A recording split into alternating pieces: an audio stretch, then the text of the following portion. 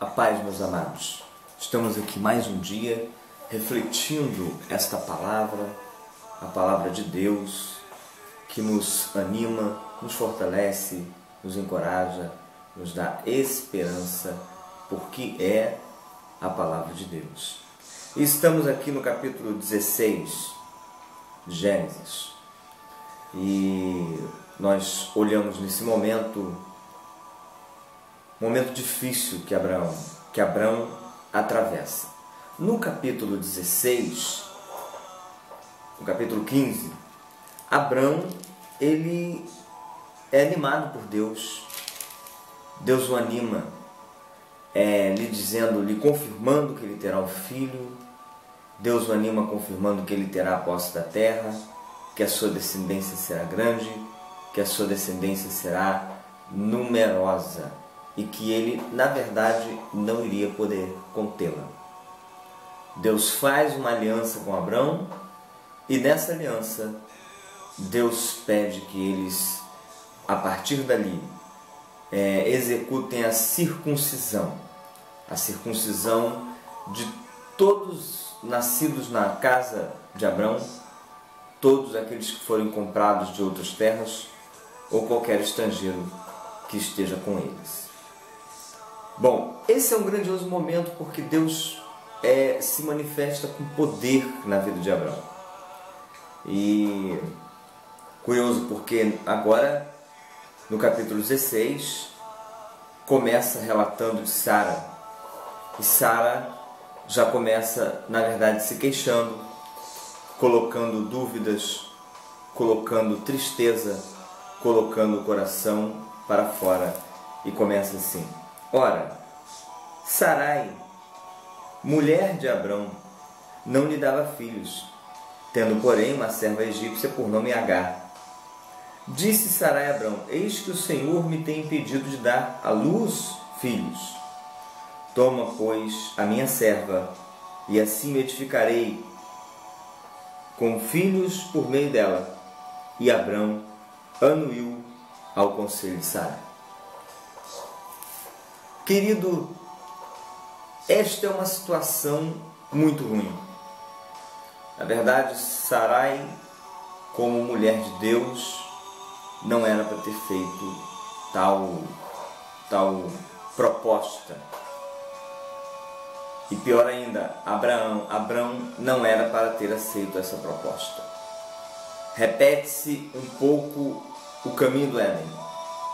A mulher leva para o homem uma proposta ruim e o homem aceita. Então, amados, o texto bíblico da história do povo de Deus, e eu quero aqui retornar a uma afirmação que eu já fiz em alguns capítulos anteriores: Deus não escolheu um povo, Deus escolheu um homem para formar um povo. Deus formou um povo, Deus gerou um povo ali através do chamado de um homem. E nesse chamado, Deus foi trabalhando na vida desse homem que tinha falhas, desse homem que não era completamente aperfeiçoado, mas desse homem onde Deus encontrou virtude, onde Deus encontrou obediência, onde Deus encontrou a chave para trabalhar. E aqui eu quero traçar um paralelo entre Abrão e nós, porque Abrão era homem como nós, e como nós, lendo o texto bíblico, isso nos enche de uma certa alegria de saber que alguém como o pai da fé, Abrão, teve falhas, cansaços e foi tão humano quanto nós. Então nós também podemos alcançar uma experiência de fé com Deus, uma experiência sobrenatural com Deus, uma intimidade com Deus. Mas nós, como nós temos toda a Bíblia sendo inspirada por Deus e útil para nos corrigir, nós então podemos tomar isso como advertência. Como nos comportar diante da promessa?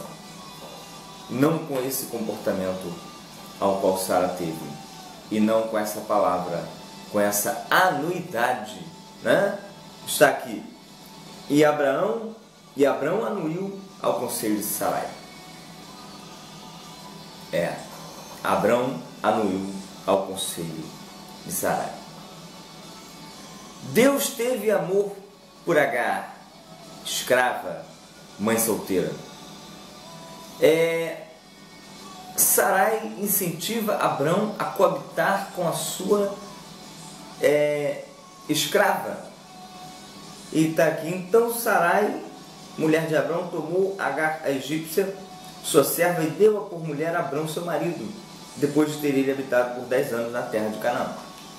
Nós vemos aqui, na verdade, Agar, a escrava, era escrava no Egito, ou foi vendida, ou foi doada, de alguma forma foi passada para Sarai, essa escrava, e agora Sarai fez essa proposta para Abraão de que ele coabitasse com ela. Eu sempre levo comigo uma suposição de que, de fato, o que Sarai queria era confirmar de quem era a esterilidade.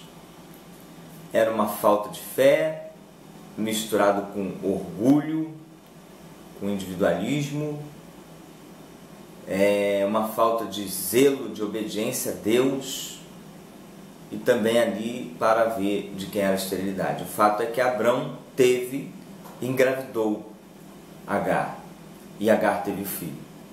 Então, para a tristeza de Sarai, ela teve essa notícia de que a sua escrava engravidou, teve o filho.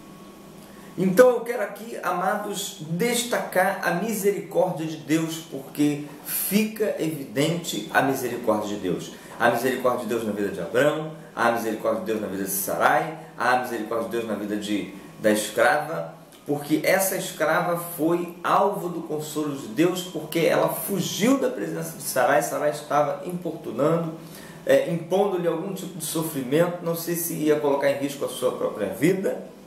O fato é que Agar foge, e nessa fuga Deus aparece para ela e a consola e fala: volte para a casa de Sarai, seu filho terá uma descendência numerosa, eu serei com ele.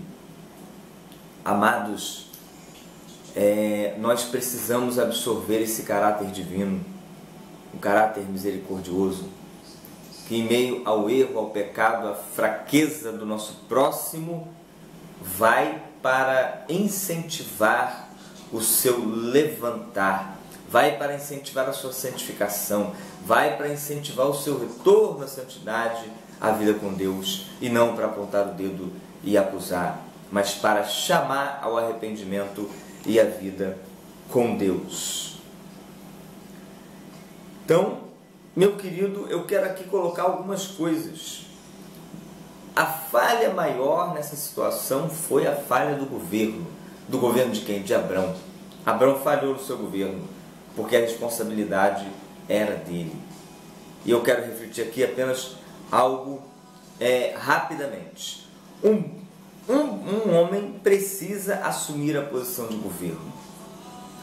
O homem precisa assumir a posição de governo. E qual é a posição do governo?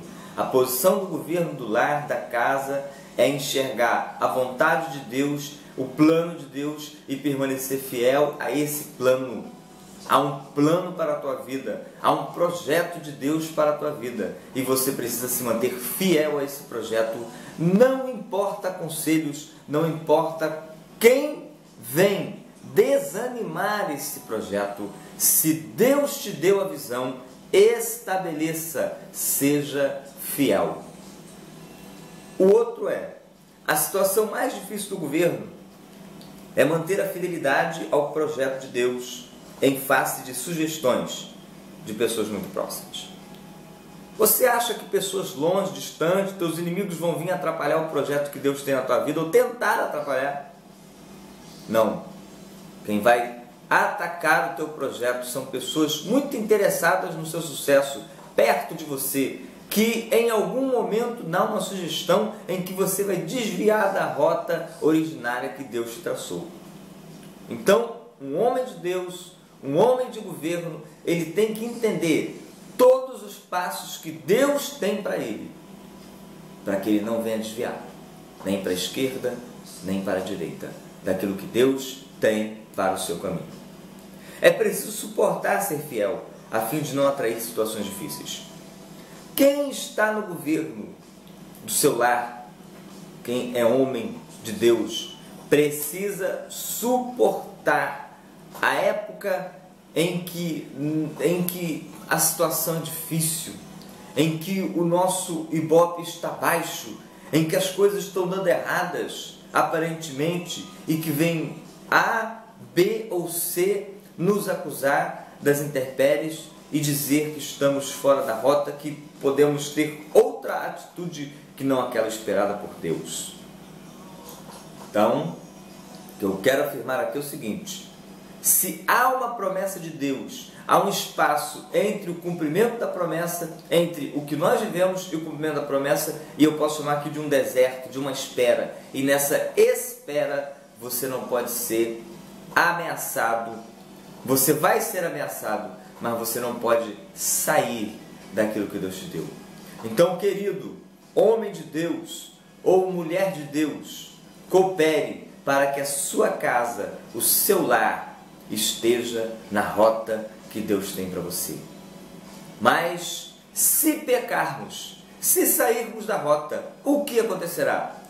Deus, com certeza, agirá com misericórdia. Mas o melhor, o mais excelente, é não sair da rota. Que Deus te abençoe, te alimente, em nome de Jesus.